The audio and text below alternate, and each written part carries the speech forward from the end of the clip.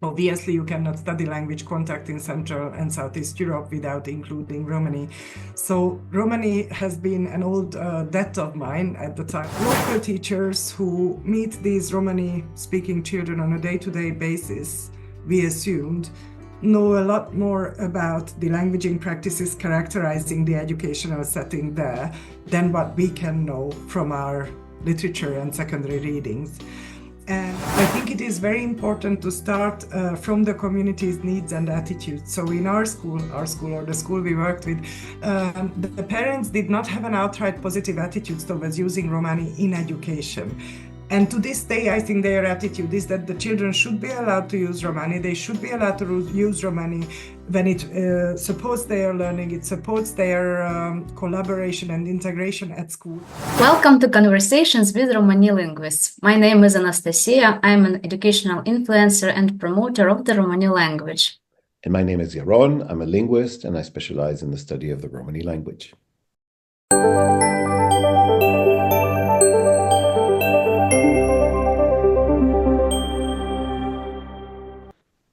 In this series of interviews, we talk to linguists working on the Romani language. We are eager to know how they became interested in specialized research on the Romani language, what challenges they faced on their professional path, and what fascinating stories and discoveries they had working on the Romani language.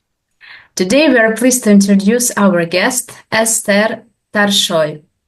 Eszter is Associate Professor at the School of Slavonic and East European Studies, University College in London. Eszter, welcome to our podcast. Thank you, Anastasiia, and thank you both for having me on this podcast, and I look forward to our conversation. Yeah, we are glad to have you with us too, and we are sure we are going to have amazing conversation, and we are glad to have this opportunity to speak with you about your work on the Romani language. And let's start our conversation by looking back a little bit to your childhood. Could you tell us, please, where you grew up? Perhaps some words about your family, about your memories that you have from school, please. Sure. So I grew up in Hungary, in the west of Hungary, in a relatively small town called Zalaegerszeg. That was nonetheless the county seat of the area where it is located. But my family and certainly my maternal grandparents who sort of raised me were from the southwest of Hungary, from a different county called Baranya, whose county seat is Pécs, which is a relatively famous university town. That's where my parents went to medical school. That's where they met. But my grandparents were from a border village located on the river Drava. That was at the time a border river between Yugoslavia and Hungary. And so my grandparents spoke a dialect of Hungarian that had some phonological and also some morphological features that were quite distinctly different on the one hand from what is perceived as standard Hungarian, and on the other hand also from the dialect around the place where I grew up in the west of Hungary. So this was a very important feature of my sort of linguistic background, I suppose, during my upbringing, this kind of bi- or tri-dialectal I wouldn't call it observation from the perspective of a child, but more like how you feel about what you hear as a child. And then there was also French spoken in my family, as my uncle, my mother's older brother, left Hungary following the 1956 anti-Soviet uprising, and he married a Belgian woman from Wallonie. So my sort of favorite cousin was a French speaker, and made sure that some French was hammered into my head from a very young age, although he spoke very good Hungarian at the time. So I spent my holidays speaking French with this part of the family. But what's also exciting about this story about this border village on the river Drava is that there was a spontaneous population exchange that probably for our Western audiences we could call a kind of a white flight just at the time when my mother was a young woman and went to medical school. So as this was a border village, life was quite difficult there in the 1950s and even in the beginning of the 1960s. You had to have a passport to enter the area. Relationships were often hostile, not so much with just the Yugoslav authorities, but also with whoever was looking after that area in Hungary, so with the Hungarian authorities. So often children like my mother who went to study elsewhere, they stayed in towns and cities, and they moved their by now aging parents away from the village with them. And this village therefore became gradually, it sort of emptied out of what you would call the Hungarian population, and instead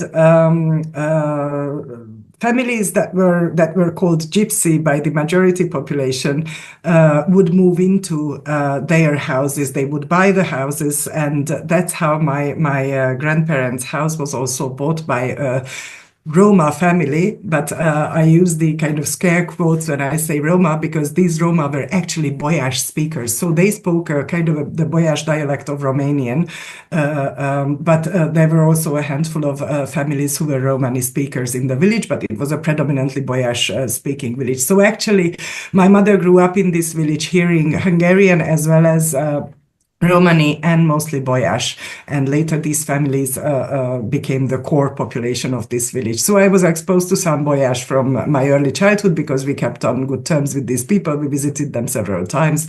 They showed us around the garden and so on. And the man told us that he actually understood when he somehow managed to tune into some Romanian radio broadcast of football matches, and he said he could understand them. And I found this fascinating, because it wasn't a language like French, or English that people knew in my family. It was a language no one knew about in my environment. How interesting. How interesting. So actually it's like your first encounter with Romani. Yeah, my first encounter with Romani was not with Romani. Yeah. Yeah. And what about your school? What language of instruction was in school? Perhaps some you're interested during this school period. So actually, I did hear some Romani as well, because in the town where I grew up in the west of Hungary, there is a large group of Lovari-speaking population. And when I was a child, the members of the family still used to gather on the main square as people were going about their business, shopping and doing whatever Saturday chores they had. And then you would hear some really loud and sort of noticeable conversation in a language that, again, no one knew about. But the stereotypes concerning the language and its speakers were very, very early ingrained in us all, not particularly by my parents, but just by the sort of general mood that surrounded these Romani speakers. We were taught to be kind of, if not afraid, but cautious with them in a way. They are sort of the loudness or the distinctiveness of their way of speaking was interpreted to us as somehow threatening or somehow alienating. We were told they were quarreling, although probably they weren't quarreling at all, but no one understood what they were saying.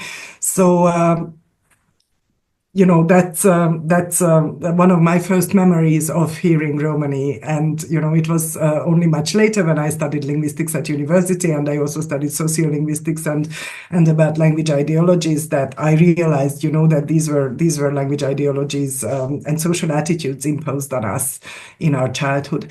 But going back to your question about my school years, I went to a school that specialized in music.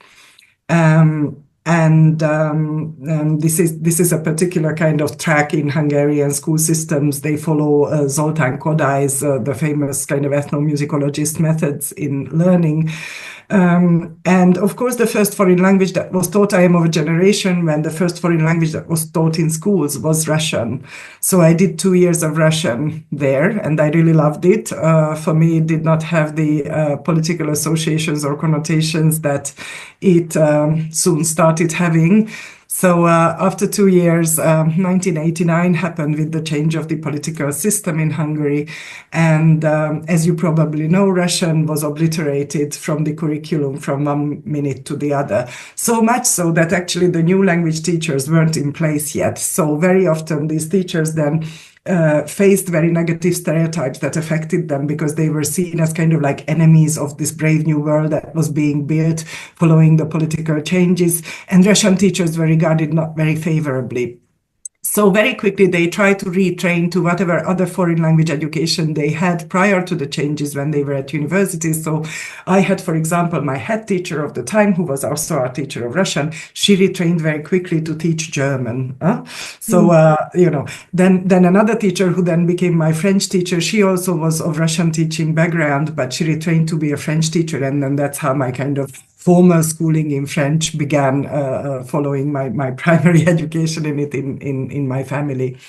So I did French, some German, some Russian, and at school, these are my first sort of memories of learning a language. And I really enjoyed kind of figuring out the grammar of these languages, but languages were definitely among my favorite subjects, but actually my ultimate favorite subject was biology and also literature. And I suppose when I came to university, somewhere in the intersection of those two, I discovered linguistics. But you mentioned that it was musical school.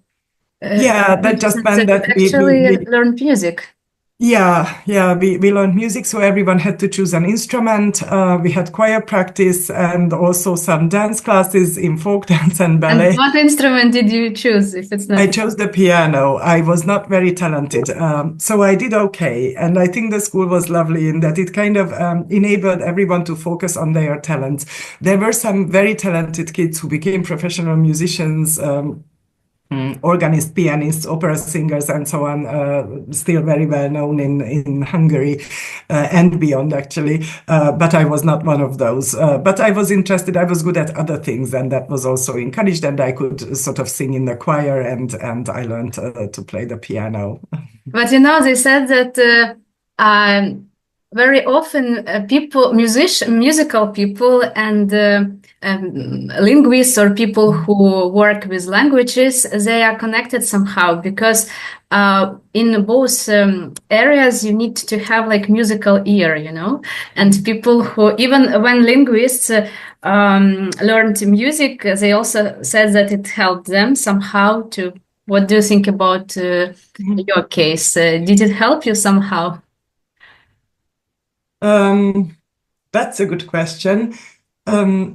As far as I understand the research, the kind of hearing that is required for music is quite different from the kind of hearing that is required for, say, phonetics. But one obvious connection that I can think of is, so for me, it wasn't a problem to hear difference between high and low. And as I teach at university, I teach an introductory course into phonetics. And what I notice on some of my students that they can't sometimes hear when the pitch is higher or lower. I don't think that's a problem for someone who studied some music. And, we had to show the way I remember from the very first classes that I took that we had to show what goes higher, what goes lower with our hands before we actually learned to write music. So I think that can be helpful. But I think perhaps also thinking about language or just a chunk of auditory input as something that is segmentable, so to speak, as something that can be broken down into units, as something that, can be associated with sounds that can be written down, that there are units within that, like the beat in music. And that is helpful, I think, in thinking about language when one starts studying, phonology or these introductory courses into general linguistics. Also in poetics, obviously, this is quite helpful because you learn very quickly to associate syllable length or stress with a particular sound patterning. And you also understand when sometimes the music, for example, in translated song text doesn't quite follow when the when the song text is translated and then the syllable, the stress on the syllable or the length of the syllable does not align with the musical note. So yeah, you start noticing these things. Yeah, how interesting. Yeah. Okay, thank you. And let's move ahead. What about your university, and how did you choose your university? How actually you mentioned, yeah, previously some influence from your school, from your childhood, so to choose this linguistic field, and actually how it happened at your university life, please, some words. So, like I said, although I was considered to be good at languages, my subjects, my favorite subjects in my grammar school were biology and literature. But as you would have it with institutional structures, you couldn't take an advanced option in those two because one was considered to be from the humanities and the other one from sciences. And as I went to a humanities class, I just couldn't take biology to an advanced level, but both of my parents worked in the medical profession. My dad was a vascular surgeon, and a lot of my childhood conversations were filled with his very vivid descriptions of, how the human organism works. I found that fascinating. Nonetheless, for this institutional reason, this had to stop at grammar school. And I applied to do a degree in French and Hungarian language and literature at the university.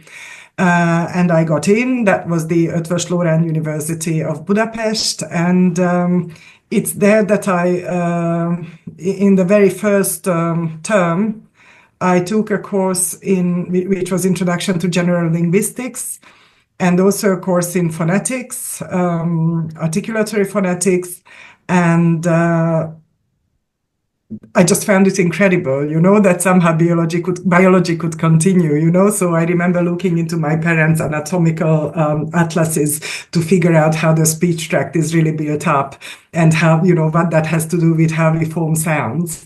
So that was great. And then I remember this introductory class to phonology. And when what minimal pairs was explained to us, and I just thought, wow, and these kind of, these features that come somehow from our articulation, and we produce this distinction in human sounds, and that results in a distinction in meaning. I thought that this was just incredible. So I think I found this sort of shared sort of overlap between my interest in kind of literature or text produced by humans and biology in there. And then I took some special courses in general linguistics, even whatever was available at the time.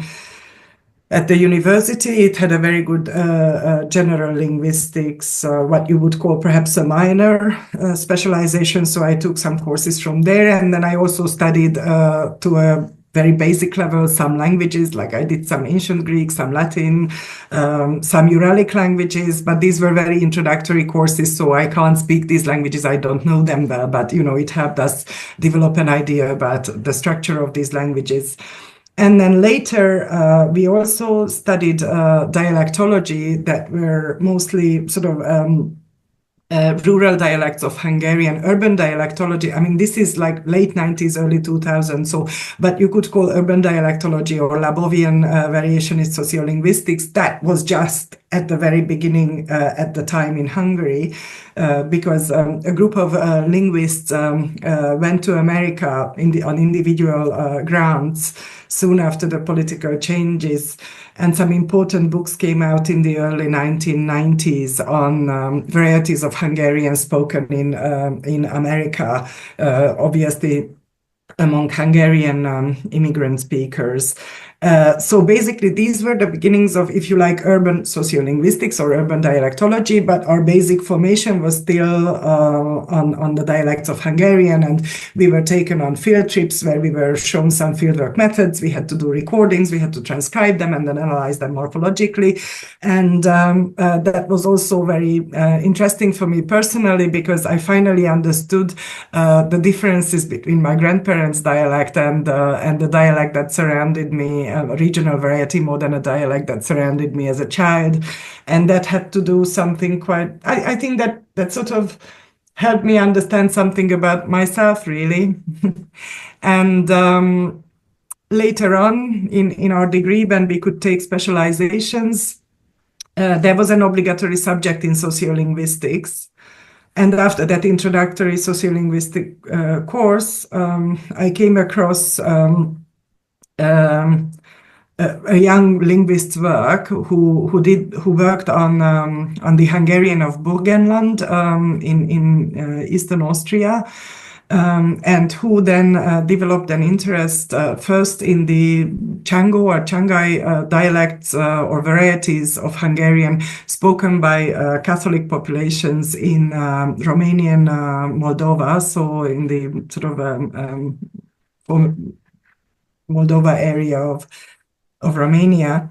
And he recruited collaborators, field workers from us students for his project. And I sort of had the privilege to take part in that. At the time, it was suggested this variety of Hungarian is quite substantially different from the sort of standard Hungarian. More so than other varieties, certainly more so than varieties that were spoken within Hungary at the time. And in the literature, it was suggested that probably these dialects could be subject to coinetization, that probably a separate standard could be created there. It was all in the spirit of some sort of a pluricentrality, or to kind of reimagine Hungarian as a potentially pluricentric language, although we didn't call it that way at the time. And then the fieldwork was a little bit about that, to look at speakers' attitude, whether they think of their ways of speaking Hungarian as potentially something that could form the basis of a new standard. So that's where I did my fieldwork still as an undergraduate student. And then this same lecturer later started working on the Boyash dialects and the Boyash speakers of the southwest of Hungary. How did you decide to start working with perhaps with Romani and? So this was obviously fascinating for a student to take part in these fieldwork opportunities, and then I was part as an undergraduate of that work in the southwest of Hungary. So Romani, to come to Romani, neither of these were on Romani, but I later became interested while doing my PhD, that was already at University College London, so in the UK. And while doing my PhD, I became interested in language contact in general. And obviously, you cannot study language contact in Central and Southeast Europe without including Romani. So Romani has been an old debt of mine. At the time, I felt that I should know it better. I should have studied it more. I still feel that way very much. And the way I engaged with it first was not through fieldwork, but by reading about it in Jaron's books and other sources, Hungarian authors as well, and including data into my courses on language contact. And then I finished my doctorate at UCL that didn't have anything on Romani. But I was approached by my former colleague with whom we studied together, János Imre Heltai, who set up a Translanguaging research group in Budapest at the Gáspár Károli University of the Reformed Church. And what this Translanguaging research group was studying is they basically undertook a linguistic ethnographic study of the Romani spoken in Tisavashvari, which is a town in the northeast of Hungary. We'll come back to that in a moment in more detail, but if we can just rewind just a little bit. Tell us, first of all, for those who are not familiar, what's the difference between Boyash and Romani? Because you had some exposure to Boyash before you took an interest in Romani, right? So Boyash basically is a dialect of Romanian. Its speakers are called Roma or Gypsies in most parts of Central Europe because they were part of the same population who originated from India, but they settled in Romania for a long time and underwent language shift there. So they were Romanian speakers, essentially Romanian-speaking Roma, who came to Hungary, and they settled here in the sort of early 19th century, and their varieties obviously borrowed a great deal from Hungarian with varying degrees of phonological adaptations. Sometimes some of the front-rounded vowels that are characteristic of Hungarian are not present in their dialects, for example. So the kind of some of the phonological features of Romanian or of the Boyash are more characteristics of their Boyash speech to this day. And Romani, as you know, and probably you should say this, Yaron, not me, is a language of Indian origin, and its speakers and many of its varieties have been described and documented in various parts of Europe.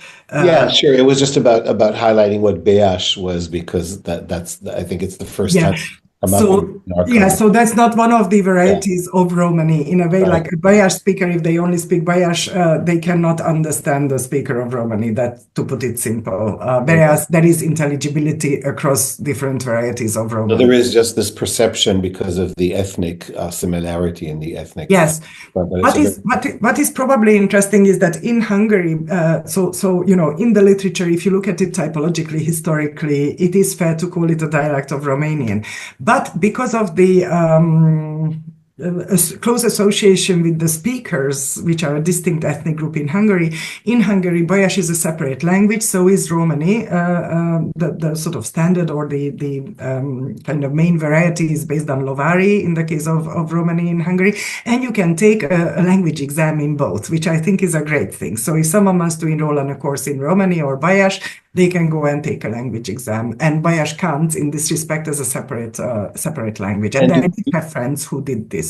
And do people sometimes get confused because of the terminology? Because if people refer to both languages as gypsy, tsigan, and does that cause confusion? Because sometimes people say, you know, we speak gypsy or they speak gypsy.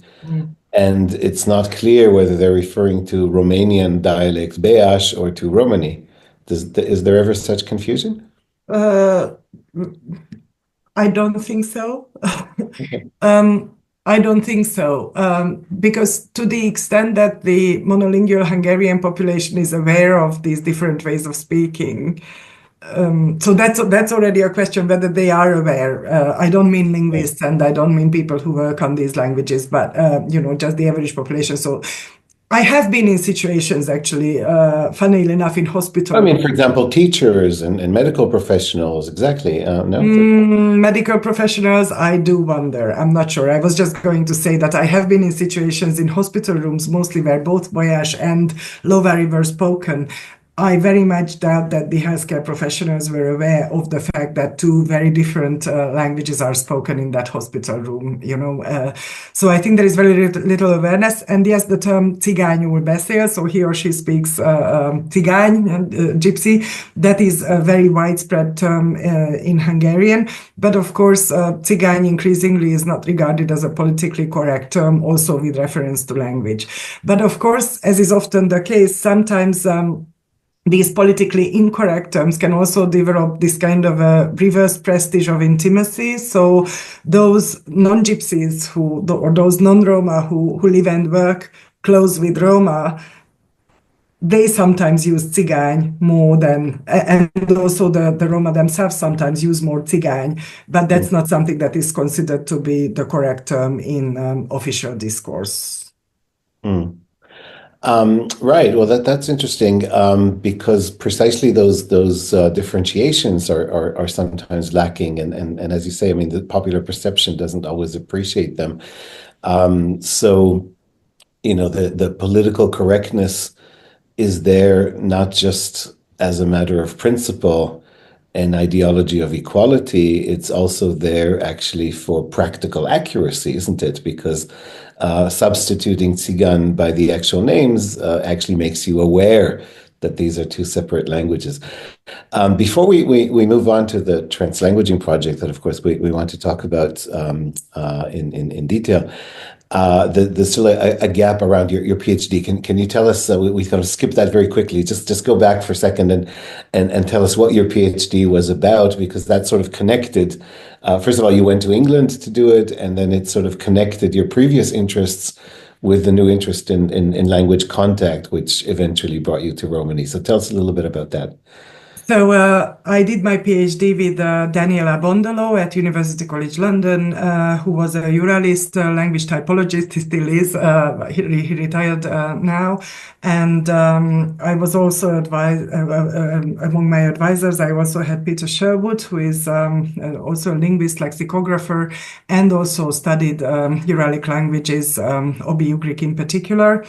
And so my PhD was on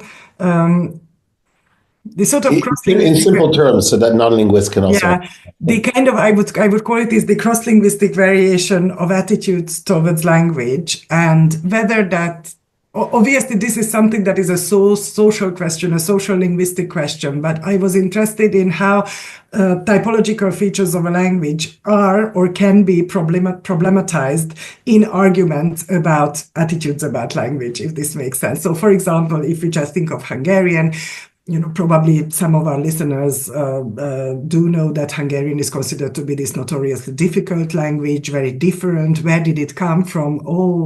Linguistics and history and archaeology have the answer to these questions, and these questions can be answered in absolute exact terms.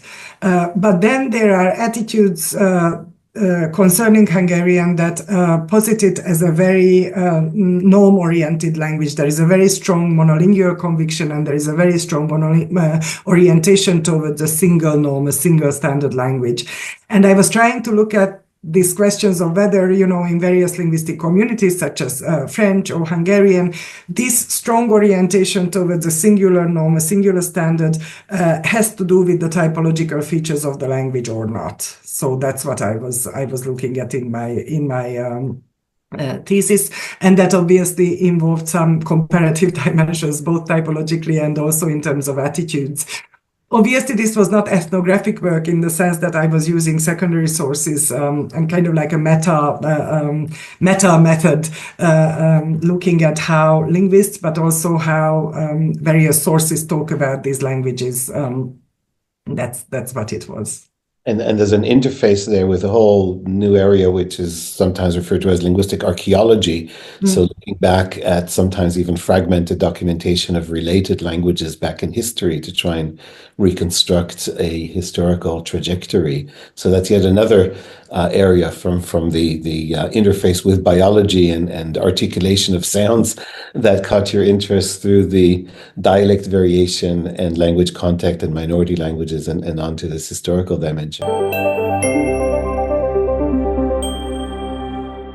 Well, let's move on to the project in Tisavashvari. And you are co-author and co-editor because there are several contributors of this fascinating book. And I'll read the title while you show it. Translanguaging for Equal Opportunities, Speaking Romani at School. And there's so much to pick on already in that title. We will, of course, in a moment ask you what exactly is translanguaging. But there's a hint already that here the task of linguists is not just to describe languages in an abstract term, but there's the ambition to help equal opportunities. And then we have the reference to school and speaking Romani at school, which is something that many people will see as a contradiction, both from the Romani perspective and the non-Romani perspective. And we've heard a little bit in our series already about attempts to introduce Romani in schools in Bulgaria and Serbia and elsewhere, but they're fragmented. So it's a very important topic, Romani in schools. So we've got a lot to talk about around that. Let's start with the town You mentioned how the connection established, and there was already a project that had started there, and you joined that project. And it's a town that I always have to kind of break my tongue to pronounce it, but Tisavashvari, right? Tell us a little bit about, first of all, the town and the Roma population there. What's the setting? Yeah, so Tisavashvari is a town of about 13,000 people. So it is a small, potentially medium-sized town or sort of settlement administrative unit in Hungarian terms. And the local majority is, of course, Hungarian, that in our project we often call monolingual Hungarian, because even if people have learned languages as foreign languages, they wouldn't have had, most likely they wouldn't have had exposure to any other language as kind of like a home language or another mother tongue, shall we say, in this setting. And Tisavashvari has 3 separate areas inhabited almost exclusively by Roma. There are the settlements or neighborhoods of Józsefháza, then the neighborhood often referred to in the literature as Majoros, but local Roma sometimes just refer to it as the Széles út, Keskeny út, so as the Broadway and Narrowway area. And these areas are inhabited by Romani-speaking bilingual Roma who are bilingual in Romani and Hungarian. And there is a third neighborhood in the part of town that is called Bud, and that's inhabited by monolingual Roma who are of Romungro background. So these are the Hungarian Roma who also underwent language shift similar to the Boyash, but in Hungary. So they speak Hungarian in distinctive ways, and there might be underlying reasons for that they bring from the contact with what would be called a substrate of Romani in their language. But I think this is just something that is being researched, so we don't have that much existing research on how they speak Hungarian. In any case, they are monolingual, or what we could regard as monolingual Hungarians. What is important about Tisavashvari is perhaps the fact that it has a beautiful geographic location near the river Tisa. There are various smaller towns around it, from which one can have direct access to the most beautiful beaches in unspoiled natural areas on the river. But from our perspective, more importantly, it is a town that has a post-industrial heritage. It was home to a pharmaceutical factory called Alkaloida, that closed in the early 2000s, if I'm not mistaken. So this obviously provided work for up to 2,000 people, which is a significant number in a town of 13,000 people. That obviously led to an economic downturn in Tisavashvari. And as is often the case, the economic downturn, of course, was particularly challenging for the Roma population. Roma also lost their jobs, but in general, the town became less prosperous in a way, and that didn't help the Roma's circumstances there. Now, these 3 neighborhoods inhabited by almost exclusively Roma, they could be thought of as segregates, and there is debate whether the segregation was intentional or whether this was due to building city infrastructure in such a way as to separate populations. And as always, the question is not black and white. So in the neighborhood where we work, this Széles Keskeny út, so this Broadway and Narrowway neighborhood, there was a housing project in the 1980s where instead of the traditional adobe houses, at the time, new and fairly modern buildings were built with social support from the state. So they were kind of like state-initiated and supported housing projects. And Roma were sort of encouraged to buy houses for themselves here. So this was subsidized housing for Roma and others, but this was the area that was kind of allocated to Roma in a way, not perhaps with the direct aim of segregation, although some policies and social discourses of the 1980s also point in the direction of segregation. But so there's then spatial segregation in terms of residence, but Roma go to the same schools, right, as everyone else, and that's where your research, your primary research setting was. So what's the situation? What can you say about Roma pupils in schools and their language? Does their language receive any, prior to your project, was there any attention given to their language at all at school? Yes. So there were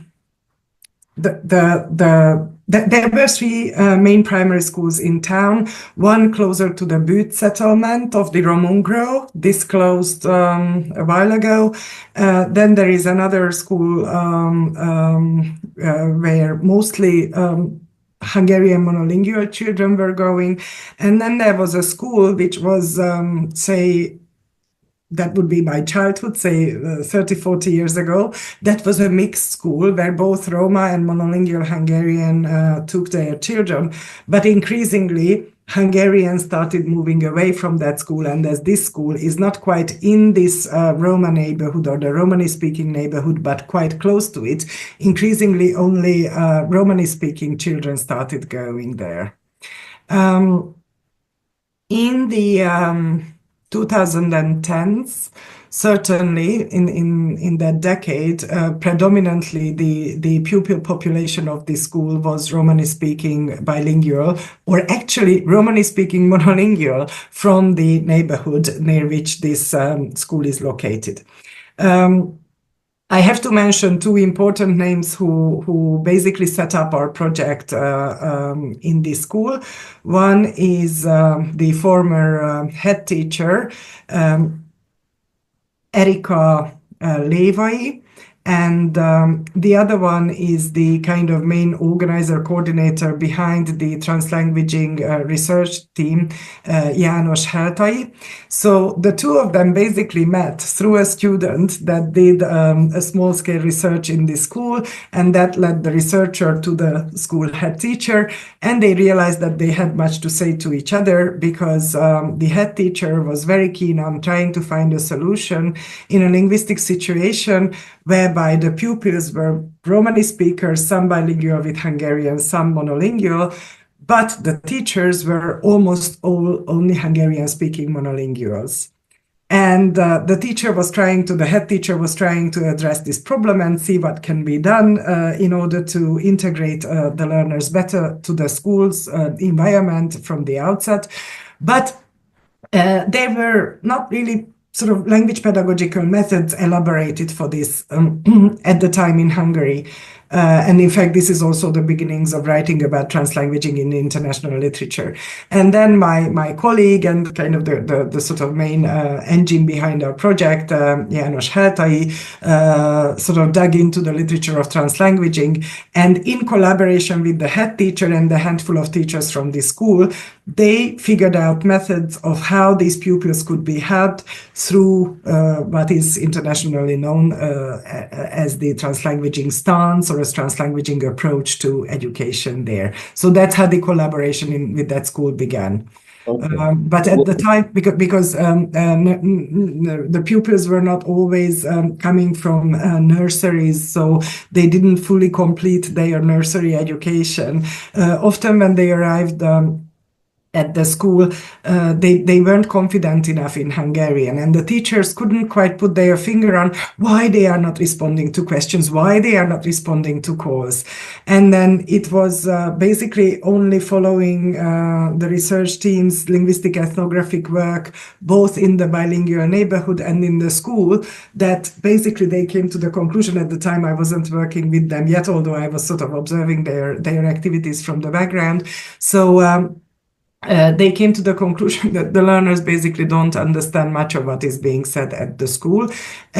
Although by the mid-2010s, the head teacher developed a very good working relationship with the parents' community, and they did recruit some Romani-speaking teaching assistants, even cleaners and other support workers at the school, that the head teacher and the team of teachers regularly invited to the director's office or the head teacher's office, so that they can provide some basic knowledge on their Romani, which helps the teachers to perform their jobs. And then this is where kind of our university-based project came in and supported this kind of activities. So Romani is, of course, present in the school because the pupils speak it, and sometimes only or primarily. And then it becomes present in the school because some of the staff are brought in. They're secondary staff, not teachers, but support staff in various roles who also speak. So it takes on a presence, but it's not really present in the curriculum, right? In that sense, and the teachers don't know it and they don't study it. And that's kind of your setting, your point of departure there. So first of all, the elephant in the room that we just need to touch on now, what is translanguaging? Can you explain to people who are not immersed, because that's the first word in the title of your book, and to my knowledge, actually the first book that deals with translanguaging in regard to Romani at all, and that's kind of the theme throughout the book. So what is translanguaging, and how does it apply to this setting? Yes, thank you. I do think that it's the first book-length publication, perhaps, that deals with translanguaging in a Romani setting. So sometimes translanguaging is called an applied theory of language, which is not so helpful for us here, perhaps, because what is applied and theory? Usually those terms are actually mutually exclusive. But what it means, so actually, let me just start with this. I think one of the reasons why translanguaging can be quite elusive as a term is because I think it works best when it's defined in local circumstances. So I think it is not necessarily helpful to try to find an absolute sort of really upscaled definition for it. It is best shaped by local circumstances. So it is basically a view of language that argues that bilingual speakers have a unified linguistic repertoire in their brains, that bilingual, trilingual, multilingual brains do not work based on the addition of one language to another language and another language, that there is a linguistic repertoire and that is unified. And Yaron, you write about this on your book on language contact. And then these multilingual speakers select repertoire elements based on what they learn through their linguistic socialization, in which kind of context, which element is most appropriate.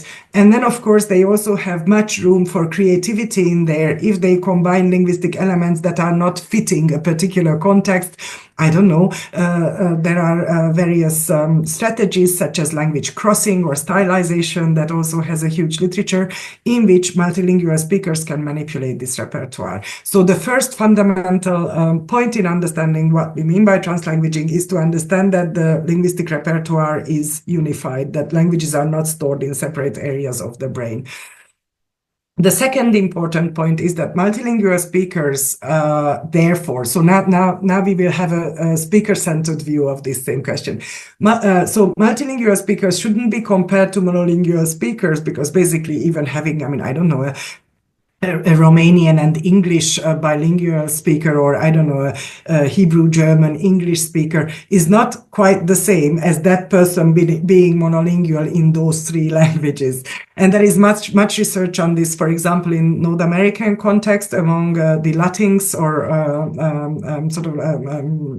Spanish-speaking populations of the United States, for example, that of course their English will be different and also their Spanish will be different. So if someone lives as, for example, a Chinese speaking child in the United Kingdom, their Chinese is not going to be the same as any given monolingual child's Mandarin in a particular area of China. Similarly, their English is not going to be the same. Yet, in today's world, this sort of bilingualism, trilingualism, multilingualism is often regarded with suspicion because of our overarching language ideologies that suggest that humans should come with one mother tongue, with one particular language that is theirs. And basically, a lot of stereotypes are associated, therefore, with multilingualism in various parts of the world. And this affects particularly badly populations that are already subject to various forms of ill judgment and discrimination and regarded as sort of not proper people or not in the same way as the kind of, let's say, white majority, local majoritized populations. And so what translanguaging is trying to say is to sort of, what it is trying to do is trying to draw our attention to the fact that these speakers' ways of speaking are equally valuable as monolingual speakers' ways of speaking, just they are different, and they should be thought of as resources in an educational context rather than regarded as a disadvantage. So to pursue that, in connection with Romani, you said you're taking just now in your latest point the speaker perspective. From the perspective of Romani speakers, everybody accepts multilingualism. There's no monolingual Romani community. There might be young children before they've been exposed to another language for a short while, but even they will hear other languages already in the home. And there's no monolingual Romani community. So from a Romani perspective, and this is not new, it's for the past centuries, as far back as we can trace the European Romani population, it's obvious that Romani is, would you say, permanently in a translanguaging situation? And inherently, I mean, there's no monolingual Romani, there's no language ideology that says Romani is separated. It's always intertwined with other languages, right?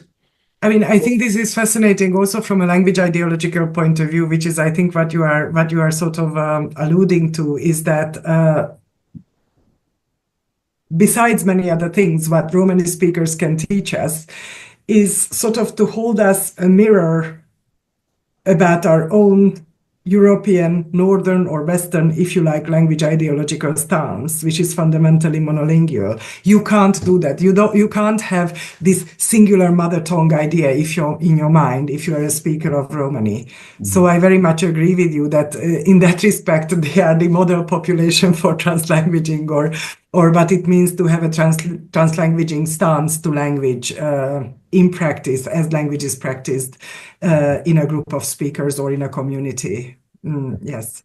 Now, so in the book, by the way, the book has very interesting structure because it has multiple contributors, and you're one of the prominent contributors, of course. So you're both author and editor. But it's open access, which is not, we've got more and more of that these days, but not every book is open access. But it also has a link on the website to another site with videos.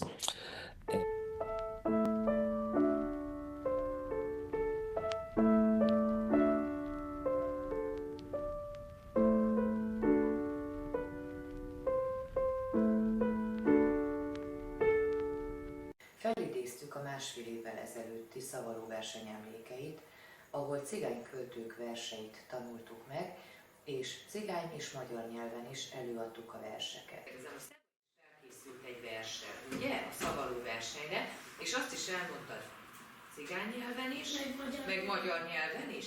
És te emlékszel még, melyikre emlékszel jobban? A cigányra. A cigányra emlékszel jobban? És egy kicsit emlékszel még a magyarra is? Arra már nem is emlékszel? Akkor meghallgatnám cigány nyelven, hogy mire emlékszel. Na nézzük. Tataki mancinogras, te dávne zabočka tajpáni, trádenka mozles, leskošoreni, hulava páni, a leske.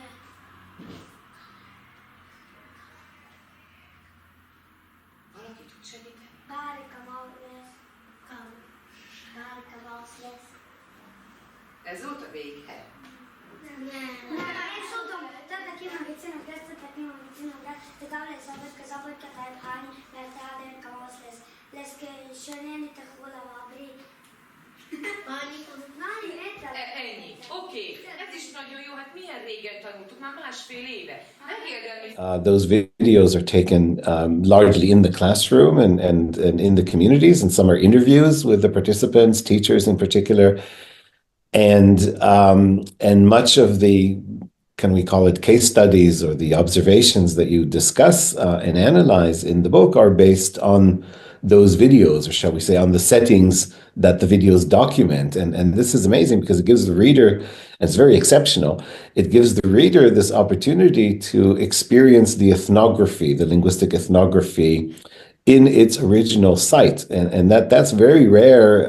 In fact, I don't know any parallel example in linguistic ethnography, and even in general ethnography. You know, we usually have to rely on the authors and what they tell us about the setting, and here you give us glimpses into the actual situation. So that's fascinating, and I would encourage anyone who, you know, not even people who are not necessarily inclined to read the text and engage with it, even just to glance at the format of the presentation, because it's amazing.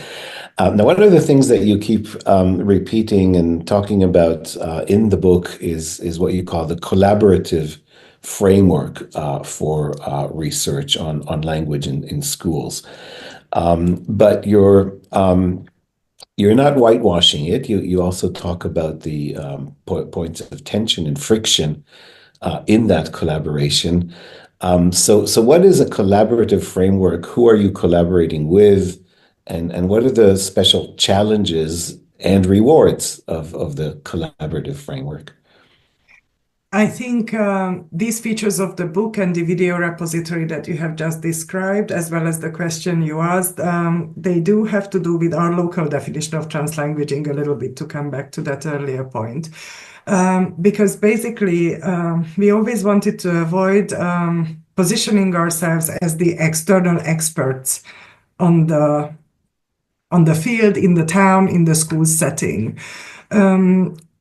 Local teachers who meet these Romani-speaking children on a day-to-day basis, we assumed, know a lot more about the languaging practices characterizing the educational setting there than what we can know from our literature and secondary readings.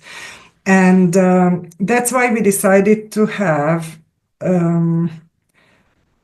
I will just call it sort of like a bottom-up approach, but, you know, already there is something wrong with the metaphors bottom and up, because what is up and why, you know, but basically we decided to have an approach that is very much child-focused and practitioner-focused. And that does not start with our academic knowledge that will lead us to a hypothesis that we will then test on the field, but rather see what's happening there, as you would in an ethnography, and see how we can create some kind of a dialogue between what we witness there, how the children feel, the parents feel, the teachers feel, and how that communicates with the theory that we bring in. So our first and most important collaborator was the school's head teacher, whose name I mentioned earlier.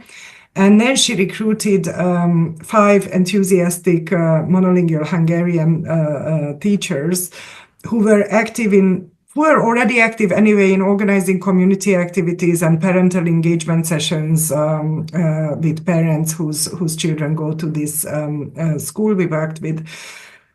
And we also collaborated with the parents in the sense that for translanguaging classrooms, often parents were invited in to provide either Romani language input or some sort of an information on customs and practices, but there were also community events initiated by the school.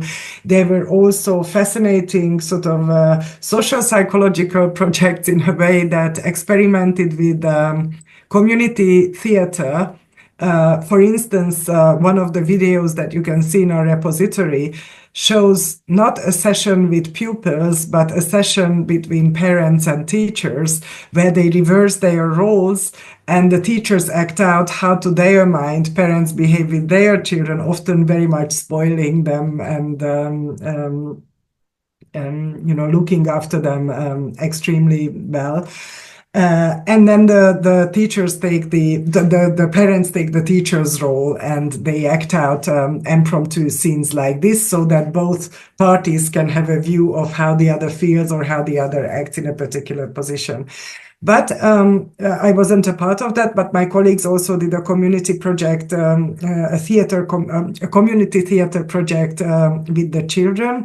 So for 3 or 4 years, our team organized summer schools for these bilingual children.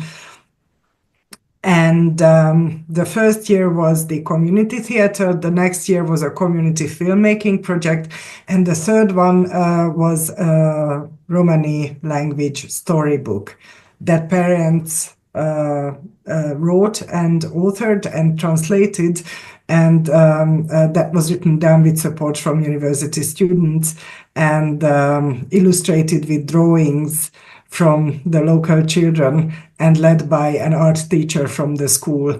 The community theater, again, was an engagement between university students and local Romani-speaking children, and it was a bilingual theater show where excerpts featured from canonical Hungarian poets and authors alongside Hungarian language rap that was co-authored by local Roma kids and university students, but also it contained Romani texts in the narration and in certain scenes. And this was performed locally in Tisavashvari, but also at the University Theatre in Budapest. So this was brought to Budapest-based audiences. And actually the script is available somewhere online for this as well. So then the community film project that was also undertaken during a summer school or a summer camp for kids. And there the children were holding the camera and they were interviewing adult members of their community, obviously, but also each other, obviously, again, guided by university students. So these were some of the educational events to which our research team collaborated directly. By the way, the Romani storybook is also available online in sort of like an online book format. And that was also a very exciting project in heterography because, of course, as speakers of local Romani, they don't know the kind of standard version of Romani that is based on Lovari and that features, for example, in the language exams I mentioned earlier. So they are not used to writing. They are sometimes used to writing Romani for social media, but not for in school context. But in this case, we encourage them to write down the text as they saw it best. We and an external Romani-speaking linguist lector helped them to edit the text. But basically, as the local parents worked in 6 women, actually, when I say local parents, this book was written by these 6 local women. So they worked in groups of 4, supported by university students, and they didn't always adhere to the same norms or standards of orthography. And so this was published in 4 different versions to allow everyone's way of writing to appear in print and online as well. So these are just some of the highlights of the activities that ran parallel with our activities in the school. That was a collaboration with the local teachers and the head teacher. But also there was a more sort of traditional linguistic ethnography project that preceded all this between 2016 and 2018, roughly, when, students led by academics did ethnographic fieldwork in the bilingual neighborhood. So I think we managed to involve quite a lot of people around the schools. I would call it probably the school some kind of a community of practice, which it really developed into. And I think into the project that was the basis of the Translanguaging book, a lot of the stakeholders grouped around the school were involved, including the parental community, a group of teachers, a group of pupils, but also the head teacher employed, for whatever position she could find a Romani speaker, she employed them. Unfortunately, at the time, there was no way to employ a Romani-speaking teacher because there was simply no one who could have filled such a role, because either the Romani language skills or the relevant sort of qualification was lacking. But also importantly, the nursery school started employing Romani-speaking pedagogical assistants. And I'd say that that has become a very successful project. I mean, that started happening before our activities. Our activities, I think, just provided some support and reinforcement to these already existing initiatives, because now there are 2, possibly 3 Romani-speaking pedagogical assistants in the nursery that is closest to the bilingual neighborhood working. And that is obviously incredibly rewarding for not pupils at this stage, for the children when they first go through this difficult stage when they are separated from their families, from their mothers, from their parents, to find someone there who can speak to them in the same way as they speak at home, and that person can even mention, well, you know, I know your mom, I know your dad, I know your auntie. So it immediately creates this home-like setting, home-like atmosphere in education. And I think that's terribly important in general in education, but probably even more important for bilingual and sort of for bilingual speakers whose language, at least one of the languages, is not recognized enough.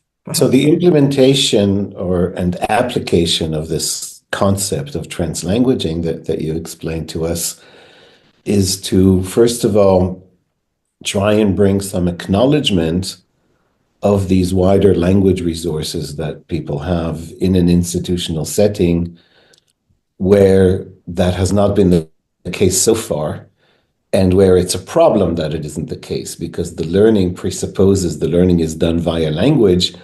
And if it doesn't take into account the language resources, then people can be disadvantaged in a way in terms of their participation. And to do that, you as an external group coming in prompt various activities.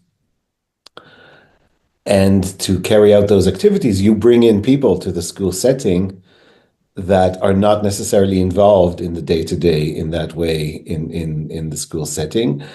And that leads in some cases to a structural change. So you actually have the school bringing in, becoming aware and targeting, actually recruiting, as you said, people who apparently are still there at various levels in the school. So there's a sort of a permanent change. So in a way, you instigate as academics coming in with a theory and trying to apply it and implementing it in that setting, you instigate potentially a long-lasting change that has an effect in the community, and that maybe accounts for the very ambitious element, again, in the title of the book, equal opportunities. So now with the hindsight of a few years on the project and a couple of years on the publication, is there really a lasting effect on the community? And is it possible to say that this experiment or this project can be a model? If it can be implemented elsewhere, we could actually have change? And do we have evidence that this kind of intervention can help equal opportunities? And also, is there a risk factor? To what extent is that, if it does, work positively, is it dependent on a group of academics coming in with their students, doing it for a while? And what happens when they leave? When you as a project team leave, what happens then to the equal opportunities?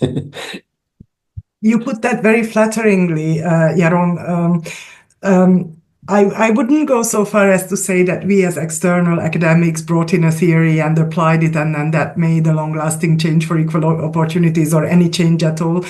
I think are coming in with some supportive ideas and with the adaptation of models that worked elsewhere to local contexts would not have worked for a minute had the will not been there on behalf of the local leadership of the school, who was a head teacher of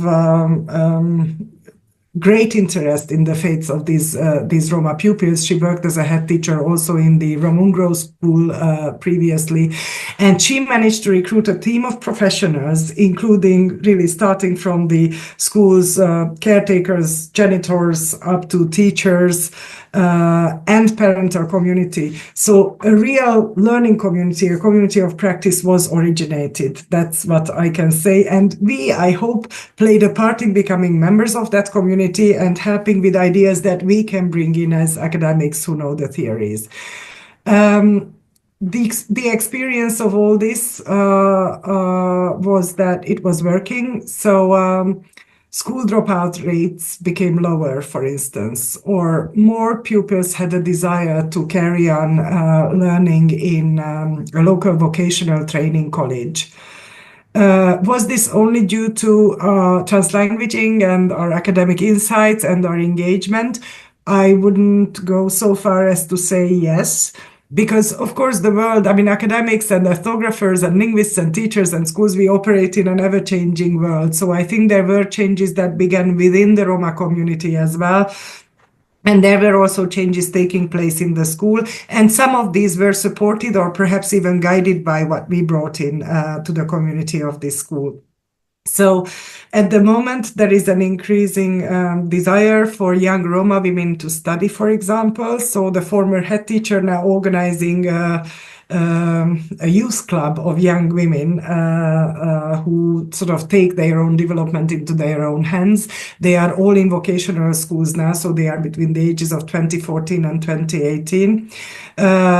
And the aim is basically to inspire them to complete their schools and get engaged in those professions locally. And then we will suddenly have perhaps Romani-speaking police officers, Romani-speaking social workers, Romani-speaking shop assistants. So there is definitely some change that is visible in that direction.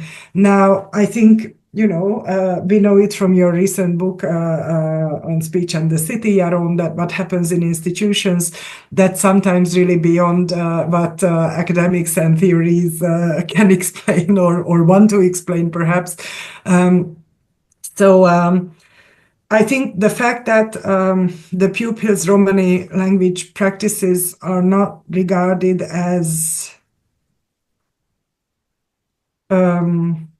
unfavorably as before, this is perhaps a change that no one can undo in the schools community and in general in the town's community.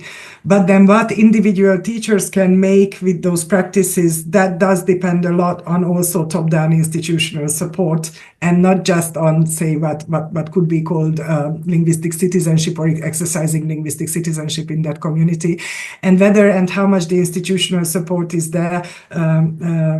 As we know, this is often subject to personal changes and specific institutional histories.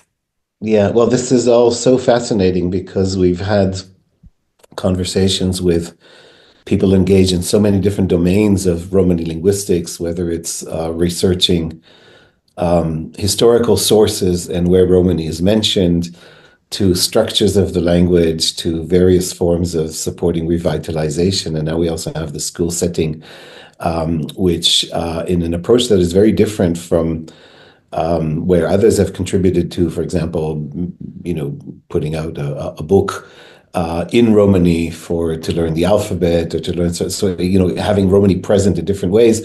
We're hearing of yet another way of introducing it into the school with its obstacles, but also fascinating prospects, and you've presented them in all modesty and humility to us. But nevertheless, I think that there's a really significant breakthrough here in terms of conceptually and practically. So my final question before I hand over back to Anastasiia is, do you see prospects that this kind of model can be replicated elsewhere?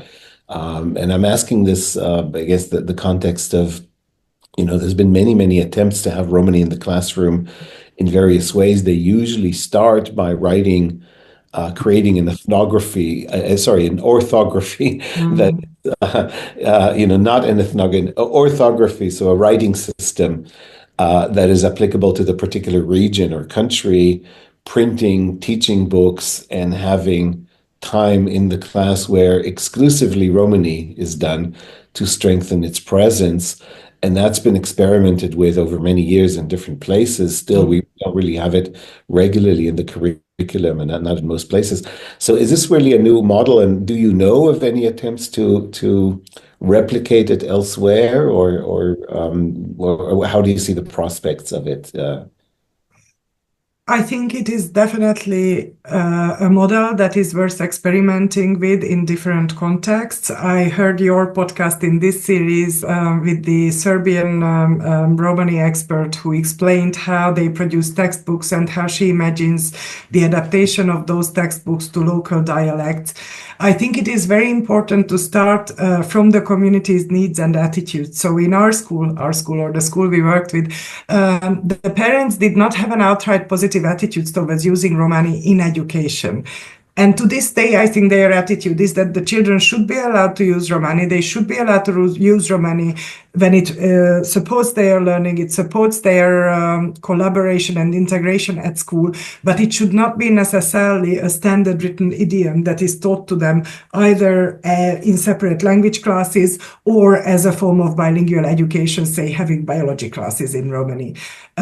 So this kind of response that we developed to this situation came a little bit from the community and not from us, because I suppose as linguists we have the temptation to kind of create standardized learning materials, create standard orthographies, but our parents couldn't really engage with those, and it was also burdensome for them to think that the children should then learn another kind of orthography when they already need support with learning writing in Hungarian because of their bilingualism.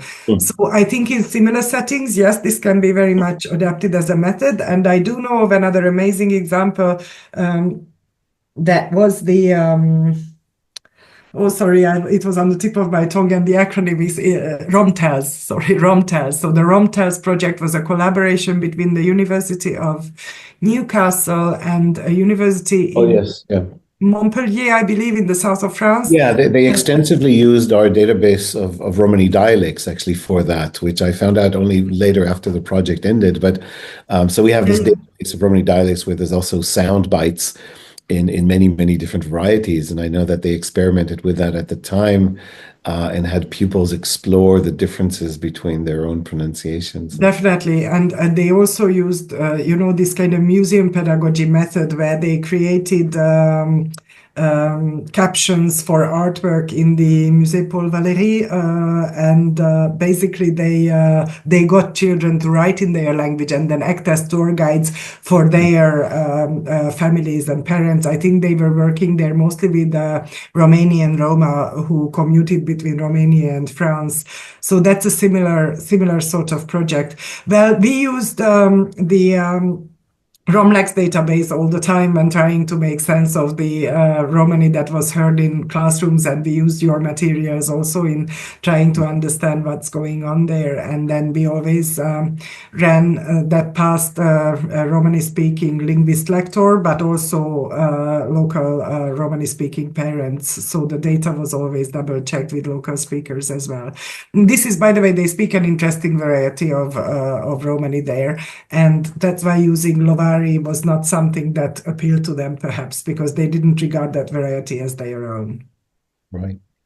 Well, fascinating prospects. I'll hand back to Anastasiia because we need to bring our conversation gradually to a close.